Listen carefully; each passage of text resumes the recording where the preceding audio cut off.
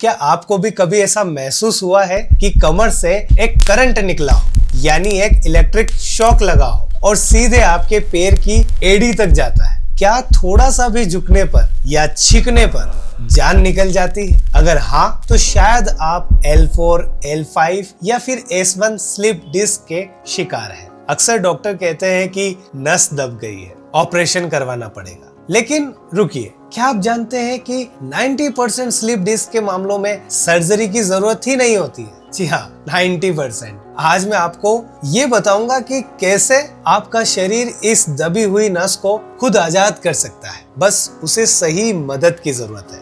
नमस्कार दोस्तों, मैं हूँ डॉक्टर गौरव राठौर।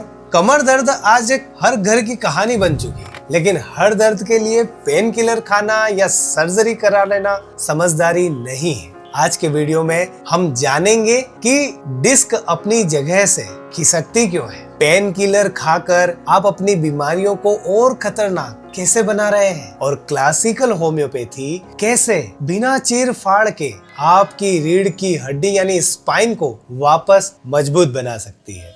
इसे बहुत आसान भाषा में समझते हैं। हमारी रीढ़ की हड्डी ईंटों की दीवार जैसी है और दो हड्डियों के बीच में एक गद्दा होता है जिसे हम डिस्क कहते हैं। ये जेली जैसा होता है। जब हम गलत तरीके से झुकते हैं या फिर बहुत ज्यादा भारी वजन उठाते हैं तो हड्डियों का दबाव पड़ता है और ये जेली जो है वो बाहर निकल जाती है। जैसे ये बाहर आती है, ये पीछे जा रही नस को यानी जो नव है उसको दबा देती है। यही वो नस है जो आपके पैरों में करंट, सुन्नपन या फिर जलन पैदा करती है। अब आप क्या करते हैं? आप दर्द की गोली खाते हैं। गोली क्या करती है? वो नस को ठीक नहीं करती, वो सिर्फ आपके दिमाग को बताती है कि दर्द नहीं हो रहा है। मतलब ऐसा है कि आग लगी है और आपने अलार्म का बटन बंद कर दिया है। अब आग तो बुझी नहीं, और इसका परिणाम क्या होगा? आप उस खराब कमर के साथ काम करते रहते हैं और डिस्क और ज्यादा बाहर निकलती चली जाती है, और दर्द का अनुभव ना होने की वजह से आपको लगता है कि मेरी प्रॉब्लम ठीक हो रही है, और वो फिर बाद में जाके और ज्यादा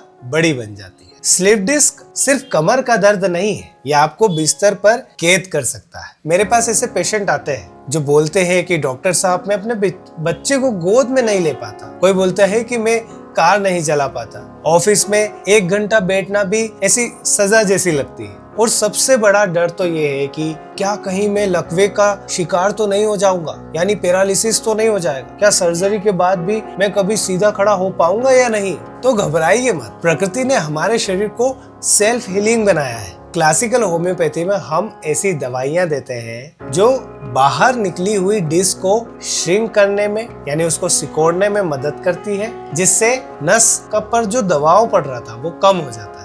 दूसरा, आपकी स्पाइन के आसपास की जो मांसपेशियां हैं, जो मसल्स हैं, उसको इतना मजबूत करती है कि वो डिस्क को वापस अपनी जगह पर पकड़ कर रखती है। और ये कोई जादू नहीं है, ये इम्यून सिस्टम करेक्शन है। होम्योपैथी सिर्फ दर्द को नहीं दबाती, उसके कारण को ठीक करती है, जिसकी वजह से डिस्क कमजोर हुई थी। सर्जरी की जरूरत तब पड़ती है जब यूरिन या फिर स्टूल पर कंट्रोल खत्म हो जाए या फिर पैरों में ताकत बिल्कुल खत्म हो जाए। लेकिन अगर आपको सिर्फ दर्द और झुंझुनी है तो फिर कैंची उठाने से पहले या सर्जरी करने से पहले शरीर को ठीक होने का एक मौका जरूर देना चाहिए। याद रखिए कि spine surgery is not reversible. एक बार हो गई तो वापस नहीं जा सकती। क्या आप भी अपनी MRI रिपोर्ट लेकर अलग अलग डॉक्टरों के चक्कर काट रहे हो? तो रुकिए, अपनी MRI की फोटो नीचे दिए गए नंबर पर व्हाट्सएप करिए। मैं और मेरी टीम